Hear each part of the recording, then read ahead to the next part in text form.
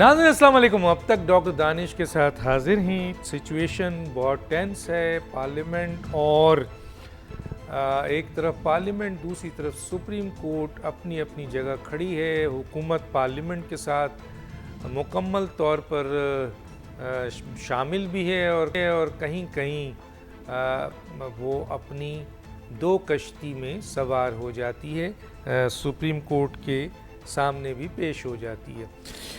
बज़ाहिर बड़ी खुली जंग नज़र आ रही है और इस खुली जंग का ज़िम्मेदार कौन है, इस पे आज के मेहमान से पूछेंगे। इसके साथ साथ आइनी, सियासी, इक़्तिसादी इस वक्त बहरान है, उसकी ज़िम्मेदारी किस पर डाली जाएगी। इमरान खान साहब ने कह दिया है कि अब वो अवामी एहतजाज दोबारा करने वाले हैं। सुप्रीम कोर्ट का फ़ैसला क्या आता है। दूसरी तरफ जो है वो इलेक्शन कमीशन ने सुप्रीम कोर्ट को ख़त लिख दिया है कि आप ने इख्तियार से तजावज़ किया है, अपने रवैये पे रिव्यू करें अपने फ़ैसले पे। और सुप्रीम कोर्ट पंचायत कमेटी नहीं, मसलहती कमेटी नहीं है। और पार्लियामेंट और सुप्रीम कोर्ट ने एक दूसरे की जो प्रोसीडिंग है उसके रिकॉर्ड्स मांग लिए हैं। एक तरफ सुप्रीम कोर्ट तौहीन अदालत के नोटिस के लिए तैयार है, वज़ीर आज़म अगर बात नहीं मानते हैं, काबीना नहीं मानते हैं, और 42 अरकान जिन्होंने वो कहते हैं कि जी सुप्रीम कोर्ट की आइन की खिलाफ वर्जी की है, उनको नोटिस जारी हो सकते हैं। दूसरी तरफ पार्लियामेंट कहती है कि पार्लियामेंट का कानून जो बनाया उसको सुप्रीम कोर्ट ने पहली दफ़ा ऐसा देखने को आया है कि पहले कानून बनने से मुअत्तल कर दिया गया है। गोया तौहीन की है सुप्रीम कोर्ट के इस बेंच ने पार्लियामेंट की, तो 8 रुकनी इस बेंच को और 4 रुकनी इस बेंच को तौहीन पार्लियामेंट में बुलाया जाए इस्तेहकाक। तो बड़ी ज़बरदस्त इस वक्त लड़ाई है, सख्त लड़ाई है। दूसरी तरफ कुछ और चेंजेस हुई है, वो ये है कि साकिब निसार के हवाले से मियां नवाज शरीफ साहब ने भी डिमांड किया है और आज पार्लियामेंट ने उनके ख़िलाफ़ एक कमेटी बना दी है कि साकिब निसार 1 करोड़ 20 लाख रुपए उनके जो बेटे ने ऑडियो आई है उसके ऊपर, और इसके साथ साथ उनकी कई ऑडियोज़ हैं। तो ये कमेटी क्या करती है, किस तरीके से इसको देखती है। एक और बहुत बड़ी इम्प्रूवमेंट हुई है और बड़ी बात है कि बलूचिस्तान हाई कोर्ट में जनाब अब्दुल रज़ाक शर, जो बलूचिस्तान हाई कोर्ट के आपके वकील हैं, उन्होंने इमरान खान के ख़िलाफ़ आर्टिकल 6 की पटिशन 187(2) और 199 के तहत दाखिल कर दी है। और उसके बहुत ही ज़बरदस्त वकील हैं जनाब अमानुल्लाह कुनरानी साहब, उनके ज़रिए दाखिल की गई है। और ये वो केस है जिसमें 5 रुकनी बेंच ने ये फ़ैसला दिया था कि इमरान खान, न्याजी समेत जो 4 अफराद थे जिसमें सदर भी थे और स्पीकर, डिप्टी स्पीकर और फवाद चौधरी, इन्होंने आइन को वायलेट किया है। उस सिलसिले में उस केस को पटिशन की सूरत में दाखिल कर दिया गया है। आर्टिकल 6 लगाने की बात की गई है क्योंकि उसमें एक जज ने यह भी लिखा था कि इन्होंने जो किया है इस पर आर्टिकल 6 लगाया जाए। अब देखते हैं इसका क्या होता है। ये इशू है हमारे पास। इसके साथ एक और भी है कि मौजूदा हुकूमत अवामी मसाइल हल करने में मुकम्मल तौर पर नाकाम नज़र आ रही है और महंगाई बढ़ती जा रही है। हमारे 3 गेस्ट हैं। जनाब सेनेटर कामरान मुर्तज़ा साहब, रहनुमा JUI, साबिक सदर सुप्रीम कोर्ट बार एसोसिएशन, आपका शुक्रिया। सदाकत अली अब्बासी साहब, रहनुमा पाकिस्तान तहरीक इंसाफ, आपका बहुत शुक्रिया। खुर्रम हमीद रोकड़ी साहब, सीनियर सियासतदान, आपका बहुत शुक्रिया। सेनेटर कामरान मुर्तज़ा साहब के पास आ जाते हैं। सर, ये तो खुली जंग हो गई है, अब नज़र आ रही है, और दोनों ने एक दूसरे के ऊपर वाज़ेह तौर पर जो है वो निशाना बांध लिया है। और चंद बातें मैंने बताई हैं, आपको तो बहुत कुछ पता है। क्या कहते हैं सर, क्या होने वाला है? देखिए, कभी कभी तो मुझे डॉक्टर साहब डर लगता है, शायद आपको भी पता नहीं लगता होगा या नहीं। ये इस बात से डर नहीं लगता कि कोई हम जिन भूत देख लेंगे, मगर निज़ाम के हवाले से हमको डर लगता है कि निज़ाम जो है वो कहीं पे रोल बैक ना हो जाए। और इसमें 1 साल के अंदर 3 असम्बलियाँ टूटना, फिर उस आखिरी जो है ना असम्बलियों के साथ जो है ना जो कुछ जो उसकी आड़ में बाकी असम्बलियों को बिफोर वक्त तोड़वाने की कोशिश करना, और उसके लिए जो है ना वो फिर एक टूल के तौर पे अदालत को जो है ना वो इस्तेमाल करना, तो ये मेरा ख्याल है कि ये इस मुल्क के साथ जो है ना वो बड़ी ज़्यादती हो रही है, और ये ज़्यादती जो है ये अल्टीमेटली कोई नुकसान ना दे दे। अदालत का पंचायत बन जाना, अदालत का जो है ना वो बेंचेस के हवाले से मसाइल आ जाना, अदालत में अपनी डिवीज़न होना, ये ऐसे मसाइल हैं कि जिसका जो है ना वो कोई हल नहीं मुझे मिल रहा, मुझे कोई आंसर नहीं आता कि अल्टीमेटली जब सारे ये हालात हो जाते हैं मुल्क में, ये सारी जो है ना एक मामलात इस तरह से चल रहे होते हैं, तो क्या उसके बाद जो है ना वो क्या कहीं पे जो है वो कोई ऐसी चीज़ परवेल करेगी जिसका नतीजा कोई अच्छा हो। अभी एक कंटेम्प्ट या सिविल मिसलेनियस एप्लीकेशन और भी फाइल हो गई है, और उसमें फिर अगेन जो है ना इस्तदा की गई है कि 14 मई को इलेक्शन करवाए जाएं और उस आर्डर को आप इम्प्लीमेंट करें। पीटीआई के 3 लोग शायद उन्होंने ये पिटीशन फाइल की है। तो क्या अब 14 मई जो है वो क्या मुमकिन है कि उसमें इलेक्शन हो सके, और फिर उसके बाद वो अदालतों का टाइम, अदालतों की इज़्ज़त, सारा कुछ जो है ना वो इस तरह से वो पामाल हो रहा है खुदा न खास्ता, कि जिसमें जो है ना वो कोई मुल्क के लिए कोई अच्छा जो है ना वो वाइब्स नहीं आ रही हैं। इसी तरह से पार्लियामान के अंदर इसी तरह से आपने 2 असम्बलियों के बगैर मुल्क को चला रहे हैं। ज़ाहिर है वो मुल्क जो है ना वो इलेक्टेड गवर्नमेंट के उसमें चलता है। अब वो उससे दिन 90 डेज़ गुजर गए हैं, मगर इसके बावजूद केयर टेकर सेटअप है और रहेगा जब तक इलेक्शन नहीं हो जाते। तो अच्छा, वो फिर सिर्फ डे टू डे के लिए फैसले कर सकते हैं, उनसे कोई आप ऐसा फैसला भी नहीं ले सकते कि जहाँ पे कोई एक आम आदमी की अपॉइंटमेंट, एक इवन चपड़ासी की अपॉइंटमेंट फ़र्ज़ कर लीजिए, अगर रिक्वायर्ड हो परमानेंट बेसिस पे, तो वो भी शायद ख्वाजा आसिफ वाला केस है, केयर टेकर गवर्नमेंट में नहीं हो सकती। तो ये सारा कुछ जो है वो स्टैंड स्टिल हो गया इस मुल्क में। आप देख रहे हैं लोगों का कारोबार, जिम्मेदार कौन है सर? जिम्मेदार कौन है सर? देखिए देखिए सर यहाँ पूछूंगा, आप जैसे पाए के वकील भी हैं और बड़े सियासतदान भी हैं, तो सर ज़रा हम खुल के आते हैं, तो हमें ज़रा बताएं ना सर, इसका ये जो जितने भी सिचुएशन है, खुली जंग हो गई है, हुकूमत एक तरफ खड़ी है, आपके पार्लियामेंट एक तरफ खड़ी है, और अदलिया के ये अदलिया चले एक तरफ खड़ी है, जो 8 रुकनी बेंच है, इसमें भी तकसीम है। तो सर ये जो आपने बातें बताई हैं, ये जो मैंने बातें बताई हैं सर, पॉइंट आउट तो करें, इसका असल जिम्मेदार कौन है?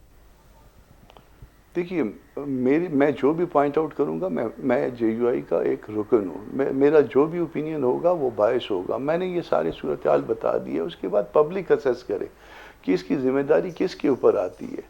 क्या अगर किसी जमहूरी माशरे में, किसी पार्लिमानी निज़ाम में अगर किसी के पास मेजॉरिटी न रहे, तो उसके बाद क्या उसको जो है ना वो इस तरह से असम्बली तोड़ दी जाती है? क्या उसके बाद जो है ना वो फिर जब रिस्टोर हो जाए फिर दूसरी असम्बली जो है ना तोड़ जाती है?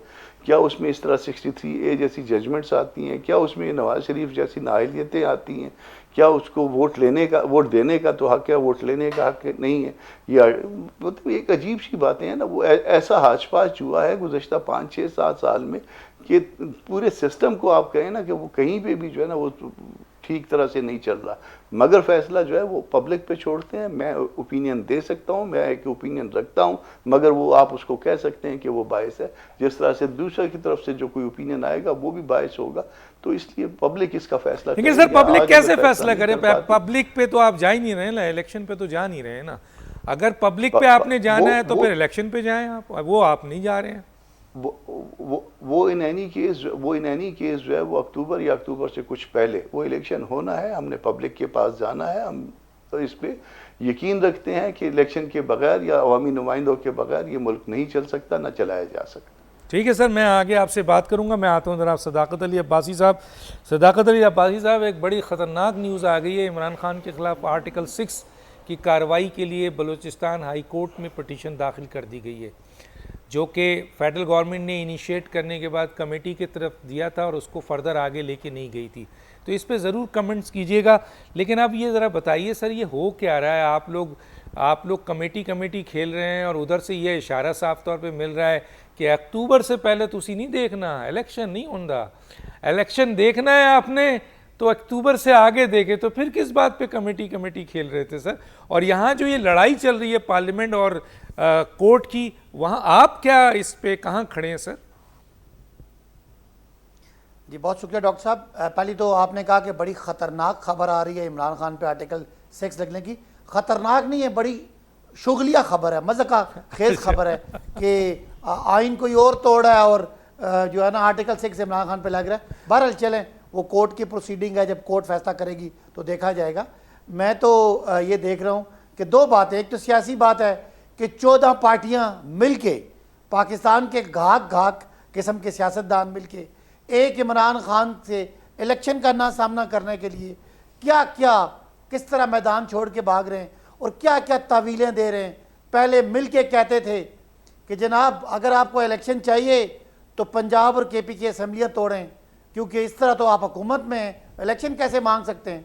हमने कहा आपसे मुल्क नहीं चलता, आपसे मैशियत नहीं चलती, तो आप मेहरबानी करें नया इलेक्शन कराएं ताकि नई हुकूमत आके फैसला करे। नहीं जी, आप असम्बलियाँ तोड़ें। खैर असम्बलियाँ हमने तोड़ दी।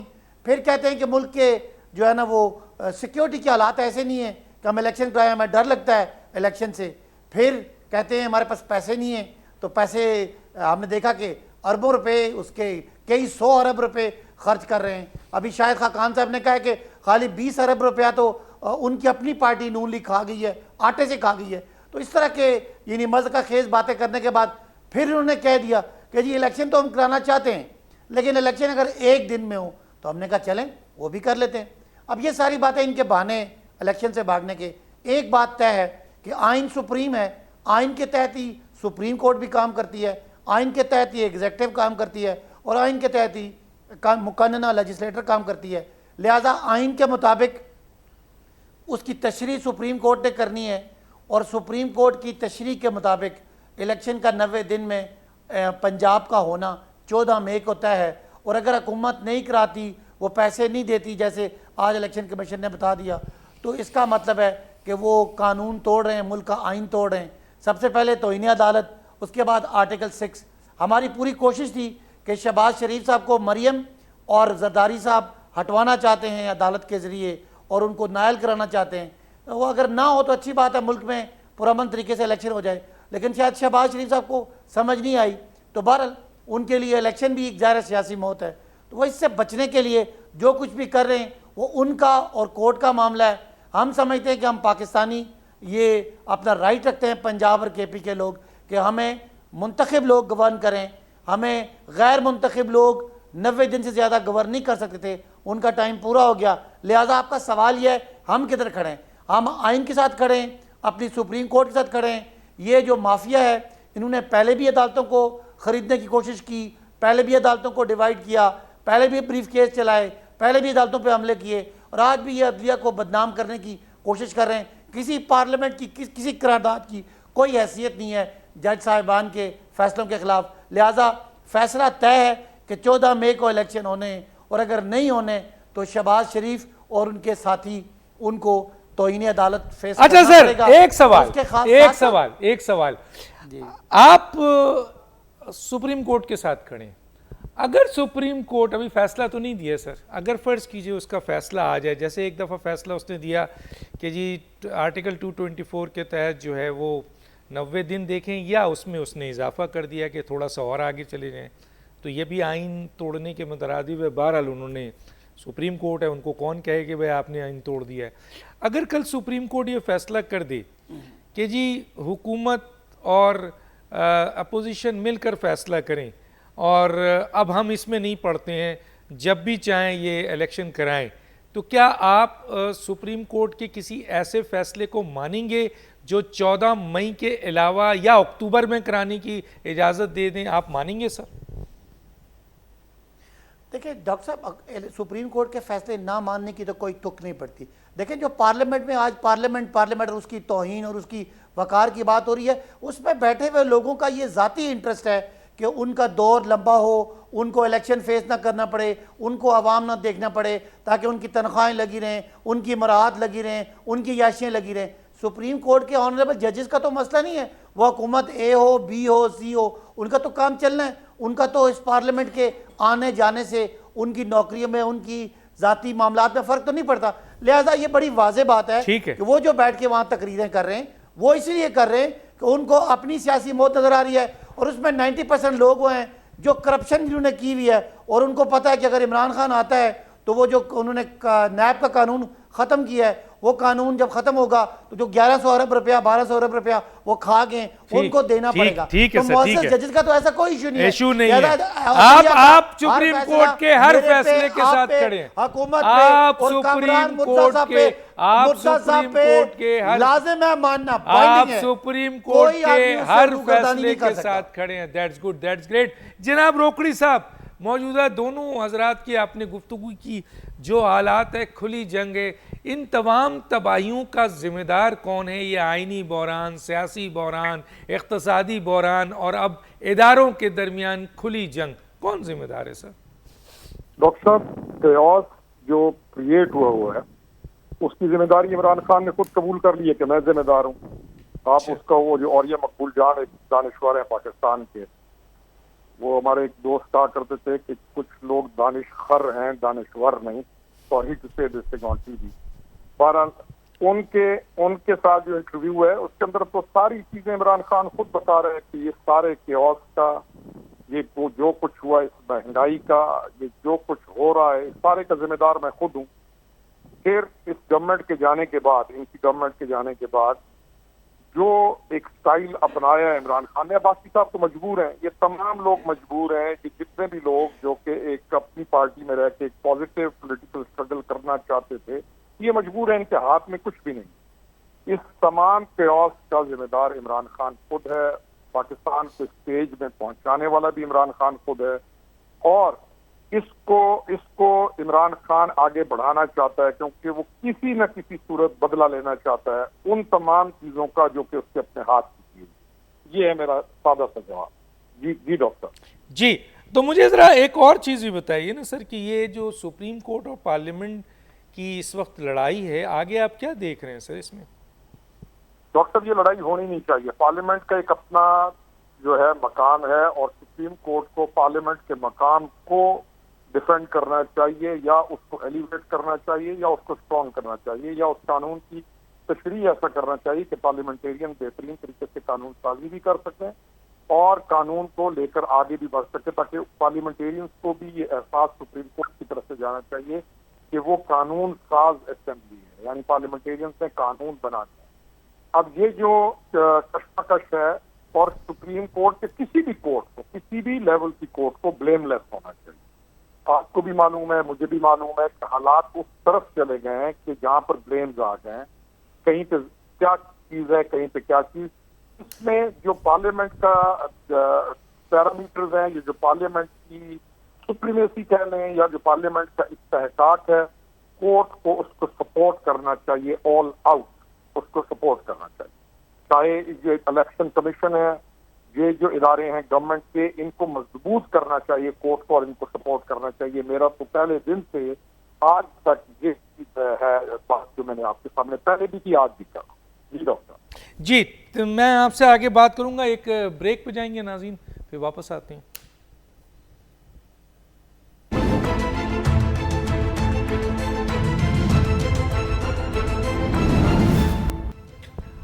Welcome back. जी जनाब सेनेटर कामरान मुर्तज़ा साहब, एक दो सवालात हैं। एक तो ये है कि sir supreme court practice and procedure जो बिल था वो तो अब लॉ बन चुका है। उस लॉ को आपके कानून बनने से पहले ही सुप्रीम कोर्ट ने उसको ख़त्म कर दिया है, उसकी फर्दर प्रोसीडिंग चल रही है। बार कौंसिल को बुलाया, बार कौंसिल ने कहा फुल कोर्ट कर दें, उन्होंने उसको मना कर दिया। मज़ाहिर नकवी का कहा कि जी रेफरेंसेस हैं, ना सुने, उन्होंने कहा कि जी शिकायत है। अभी सुप्रीम जुडिशल काउंसिल का इजलास, जब वो सुप्रीम जुडिशल काउंसिल ने फ़ैसला करना है और उसका इजलास होता नहीं है क्योंकि वो चीफ जस्टिस के इख्तियार में है, और रेफरेंसेस हैं वो ज़ाहिर नहीं बन रहे हैं। 3 और 4 का जो फ़ैसला है वो सुप्रीम कोर्ट मान नहीं रही है, वरना तो ये बेंच जो काम कर रहा है ख़त्म हो जाए। तो मेरा आपसे जो सवाल है वो ये है सर कि ये लॉ बन चुका है, एक तो ये मुझे बताइए कि क्या वजूहत है, अगर ये लॉ बन चुका है और पार्लियामेंट ने इसको नोटिफाई कर दिया है, तो हुकूमत इस लॉ की बुनियाद पर रिक्वेस्ट लेटर 3 सीनियर जजेस को जो कमेटी बनाएंगे क्यों नहीं लिख रही, ताकि वहाँ पे मौजूद 3 सीनियर जजेस इस लेटर के बाद अपने काम को आगे बढ़ाएं। शायद उससे बहुत सा मसला हल हो जाए। एक दूसरा ये बताइए कि आप क्या देखते हैं इसका मुस्तकबिल, जो प्रैक्टिस एंड प्रोसीजर कानून है।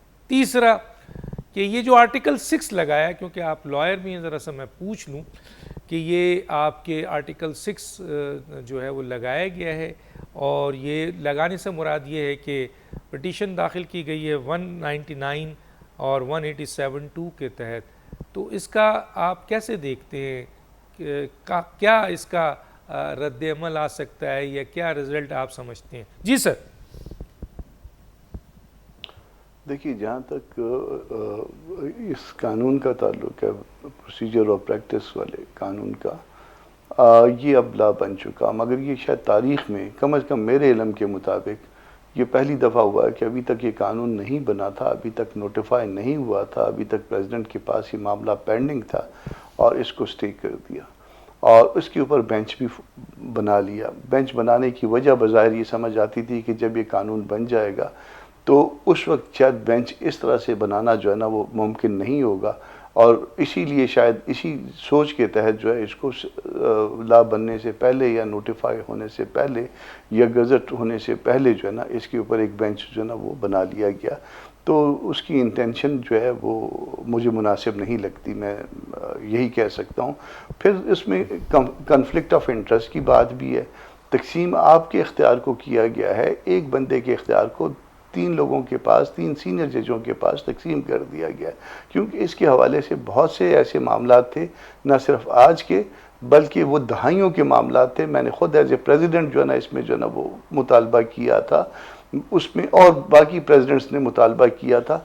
तो ये सारा कुछ हम करते आए हैं कि जी इसमें एक बंदे के पास इख्तियार नहीं होना चाहिए, इसमें बेंच फिक्सेशन जो है, इसमें मसाइल पैदा होते हैं, केस कोई फिक्स हो जाता है, कोई नहीं होता, केस किसके सामने फिक्स होता है, ये भी प्रॉब्लम है। हमने एक ज़माने में हमने ये भी तजवीज़ पेश की थी कि कंप्यूटर को ये काम दे दिया जाए, आर्टिफिशियल इंटेलिजेंस से जो है ना ये इसमें रहनुमाई ली जाए, ताकि ये कम अज़ कम बाइसेस जो होते हैं वो उनको कंट्रोल करें। तो वो सारा कुछ जो है ना वो डंप होता गया, पेंडिंग होता गया और नहीं हुआ। अब उसके बाद कि जी ये ला तो बन चुका है, ला बन चुका है, तो यकीनन इसके बाद इस कानून के मुताबिक कोई ना कोई अपील या कोई ना कोई मैटर, कोई ना कोई लिस्ट जो है वो ऑफिस को जाना चाहिए। ऑफिस नहीं लेता तो फिर चीफ साहब के पास चले जाएं, एडवोकेट ऑन रिकॉर्ड साहब, वो भी नहीं लेते तो बाकी कमेटी के 2 मेंबरों के पास चले जाएं। तो उसके बाद फिर देखें कि वो उसको इंटरटेन करते हैं या नहीं करते हैं, और अगर इंटरटेन होती है तो फिर उसकी जो है ना उसके ऊपर बेंच की फॉर्मेशन होनी चाहिए। आगे उस जो भी आप कोई मैटर लेके जाएंगे तो ये होना चाहिए। अगर अब तक नहीं हुआ तो मेरा ख्याल है, मैं तो गवर्नमेंट के बारे में जो ना अपने दोस्तों के बारे में मेरी राय ये है कि हमेशा देर कर देता हूँ मैं, तो वो देर कर देते हैं, फिर उसके बाद कहते हैं ओ जी बस हो गया अब, तो ये देर ना करें। अब जो है ना वो इस पर दे दें, उस पर देखें कि क्योंकि जो हमारे जो हम तक बातें पहुंच रही हैं उसमें बाकी जजेस जो है वो उनकी राय और है, और वो इस बारे में इस मामले को इस चीफ जस्टिस ने जो इख्तियार खुद अज्यूम कर लिया हुआ है इसको स्ट्रक्चर करना चाहते हैं। हुकूमत बुज़दिल है सर, ये डरपोक है, ये डरती है सर, क्या कहेंगे? ऐसे है सर? मेरे दोस्त हैं, मैं क्या कहूँ उनको। सर दोस्ती का आपने तीसरा जो सवाल पूछा तीसरा सर मैंने पूछा था वो इमरान खान साहब के ऊपर। चले मैं आपको मुश्किल में नहीं डालता, मैं आगे ले जाता हूँ। इमरान खान के ऊपर आर्टिकल 6 जो मैं जवाब दे देता हूँ, जो चीज मैं जिस तरह समझता हूँ। देना सर, आप मौलाना फजलुर रहमान के फॉलोअर है।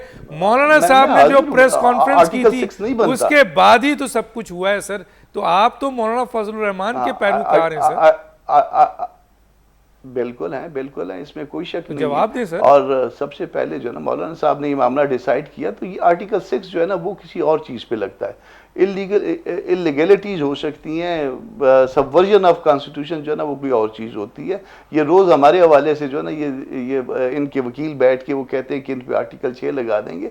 आर्टिकल 6 जिन पे लगना चाहिए था उनके ये दोस्त रहे हैं, वो इनके साथ ये चलते रहे हैं, उन्होंने इनको लॉन्च किया है, वो उन पे आर्टिकल 6 लगता है। जब वो सबवर्ट करते हैं तो ये सबवर्जन में नहीं आता। मेरा ओपिनियन इसमें ये है कि ना हम में से किसी के ऊपर जो ना वो आर्टिकल 6 की बात बनती है, ना उधर भी बनती है।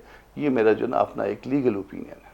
ठीक है, चलें मैं आता हूँ जनाब सदाकत अली अब्बासी साहब। सदाकत अली अब्बासी साहब, ये तो क्लियर कट हुकूमत पहले दिन से कह रही है कि अक्टूबर से पहले आपको इंतखाब नहीं मिलता, और अक्टूबर भी मुश्किल हो सकता है आगे चली जाए।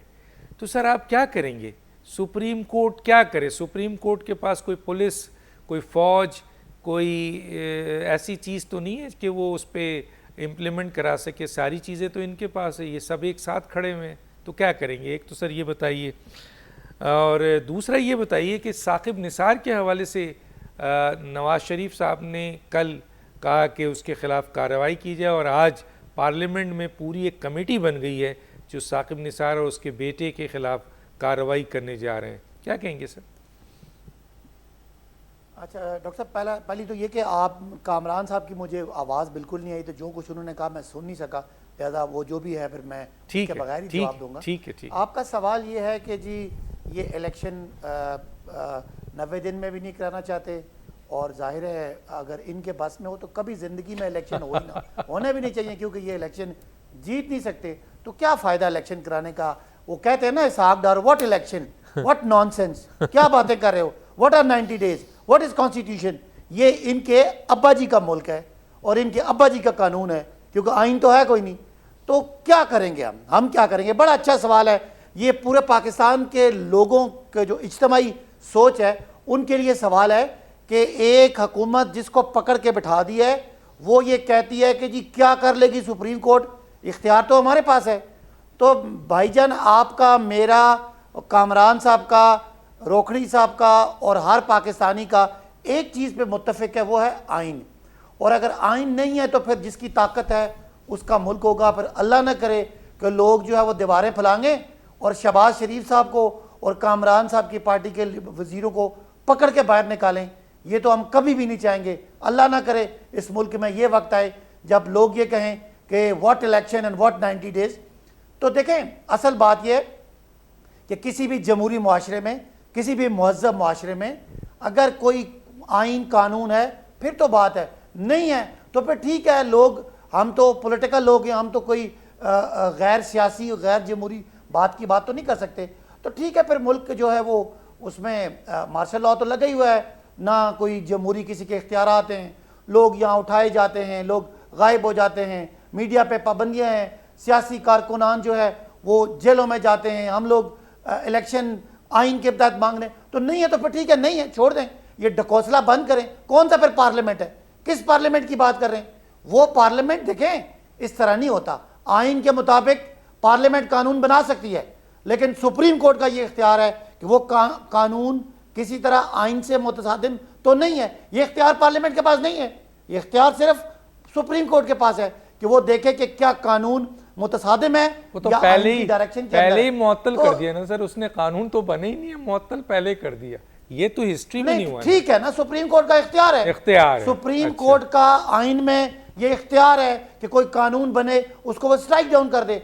बहुत सारी ऐसी बातें हुई। आज जो इम्पोर्टेड हुकूमत बैठी हुई है, आपको पता है इमरान खान ने असेंबली तोड़ दी थी, कासिम सूरी ने रूलिंग दे दी थी, लेकिन सुप्रीम कोर्ट ने कहा नहीं ये गलत है, तो गलत हुआ। आज की हुकूमत उसी रूलिंग पे बैठी हुई है। हमने तो कहा हमें पसंद नहीं है, लेकिन हमें माना। इनको पसंद हो कि ना हो, देखे ना, इनको खौफ ये है, ये बातें तो बड़ी करते हैं, 14 पार्टियां मिलके वैसे ही शर्म से डूबना चाहिए कि एक पार्टी के मुकाबले में खड़े हैं। फिर ये कहते हैं जैसे आप कह रहे हैं कि नहीं जी 90 डेज नहीं, 190 दिन नहीं, 490 दिन नहीं, 1000 दिन हम इलेक्शन ही नहीं करवाएंगे। तो इसका मतलब तो समझ आ गई ना, इनको पता है कि अवाम जो इन्होंने किया है, अवाम का हशर। आपको पता है ना हिसाबदार ने क्या कहा था कि डॉलर 200 से नीचे आएगा।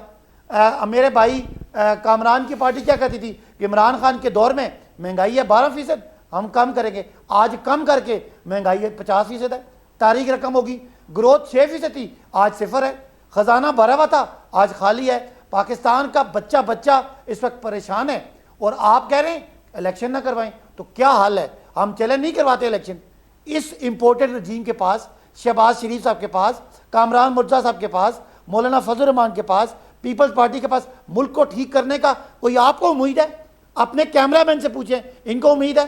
आपके नाज़रीन से पूछें, किसी को उम्मीद नहीं है। सबको पता है ये 1100-1200 अरब की चोरी बचाने के लिए यहाँ बैठे हुए हैं। जनरल बाजवा ने इनको बिठाया डील के तहत, और उस डील में पाकिस्तान का इन्होंने तबाही कर दी, और आगे भी अल्लाह माफ करे कोई उम्मीद नहीं है इनको। सर इससे नहीं होना, नहीं दे रहा। सर मैं आपको बता रहा हूं ये इलेक्शन नहीं कराएंगे। अब आप बताएं आपकी पॉलिसी नहीं क्या है, कराएंगे। आप क्या करेंगे सर? हम सुप्रीम कोर्ट के फैसले का इंतजार करेंगे। हमें यकीन है कि सुप्रीम कोर्ट के जजेस के पीछे आवाम खड़ी है। हफ्ते को हम सुप्रीम कोर्ट के साथ इज़हार यकजहती मनाने के लिए सारे बाहर निकल रहे हैं, पूरे पाकिस्तान को कॉल दे रहे हैं।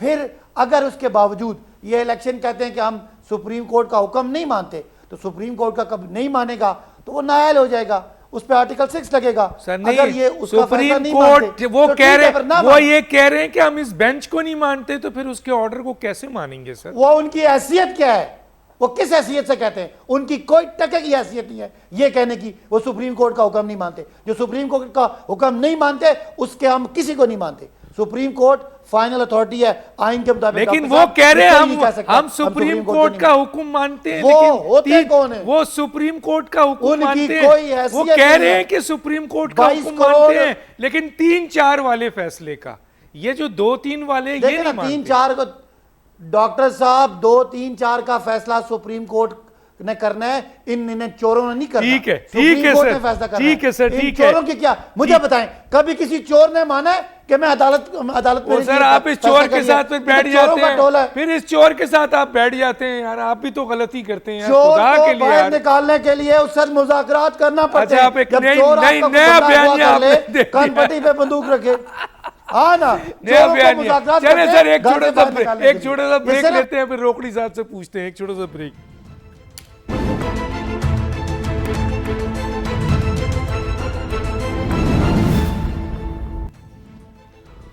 वेलकम बैक जी। खुर्रम हमीद रोकड़ी साहब, ये तो तय है, जो नज़र भी आ रहा है हुकूमत की तरफ से भी, कि इलेक्शन, और अभी कामरान मुर्तज़ा साहब जाहिर है इस इत्तेहाद के उन्होंने कह दिया अक्टूबर तक है, और ये बात तो उनकी और भी मिनिस्टर और वज़ीर आज़म ने कहा कि जी अक्टूबर या नवंबर, तो इलेक्शन तो नहीं होता। और इमरान खान साहब दूसरी तरफ कह रहे हैं कि अगर सुप्रीम कोर्ट के फैसले को नहीं माना तो भरपूर तरीके से समुंदर आएगा अवामी, और ये सब कुछ बहा के ले जाएगा। आप इसको कैसे देखते हैं? क्या वाकई इमरान खान अवामी समुंदर निकाल सकेंगे अगर इलेक्शन का फ़ैसला आया और हुकूमत ने नहीं माना? दूसरा ये बताइए कि साकिब निसार के हवाले से पार्लियामेंट ने भी अपनी एक कमेटी बना दी है बहुत बड़ी, और दूसरा वज़ीर आज़म ने भी कह दिया है, ऐलान कर दिया है कि इनके ऑडियो के इसकी इन्वेस्टिगेशन की जाए। कैसे देखते हैं सर? डॉक्टर साहब, दो चीजें। पहले हम करते हैं साकिब निसार साहब की बात, क्योंकि उन्होंने कहा है कि मैं एक आम आदमी हूँ, तो मैं आम आदमी के तौर पे कोई भी काम कर सकता हूँ। तो कंसिडरिंग हिम एज ए आम आदमी, तो अब रिजल्ट ये निकलता है कि वो एक निहायत ही गलत आदमी और एक निहायत ही बुरे किरदार की शख्सियत सामने आती है। और नवाज शरीफ का ये इस वक्त कहना कि इसके ऊपर बनना चाहिए, तो अब हक बनता है नवाज शरीफ का कहना, क्योंकि नवाज शरीफ को जिस बुनियाद पर साकिब निसार ने अपने दौरे हुकूमत ही कहे ना जी, या अपने दौरे इक़्तिदार कहें, दौरे मनसब, या उस जगह का जो एक ऑनर है या डिग्निटी है, वो तो सारी कॉम्प्रोमाइज हो गई आज उसकी हरकतें देख के और उसके बेटे की हरकतें देख के। और यानी ये लेन देन और इस तरह के मामलात के अंदर, और उसके बाद उस चीज को डिफेंड करना, आप सोचें कि मामलात इखलाकी तौर के ऊपर किस तबाही का शिकार हो चुके हैं। पार्लियामेंट की ये जो मौजूदा कमेटी बनाई गई है, ये बहुत ही अच्छा कदम है और निहायत अच्छा कदम है, और इसकी मैं तो फुली सपोर्ट करता हूँ, हर सतह पर सपोर्ट करूँगा। पहला क्वेश्चन जो आपने किया था कि इमरान खान साहब अवामी समंदर लेके आएंगे, हम तो पहले दिन से यही कह रहे हैं कि इमरान खान की जो पॉलिटिक्स है उसके अंदर हिकमत, फरासत, तदब्बर, जहानत, सब्र, या कौम या पाकिस्तान के लिए मोहब्बत नामी कोई चीज एग्जिस्ट नहीं करती। वो अपनी हर नाकामी के एतराफ में एक बहुत बड़ा इल्जाम किसी भी शख्स के ऊपर फेंक कर अगली नाकामी को भी खुद एडमिट करेगा और उसका इल्जाम भी किसी और की तरफ फेंक देगा।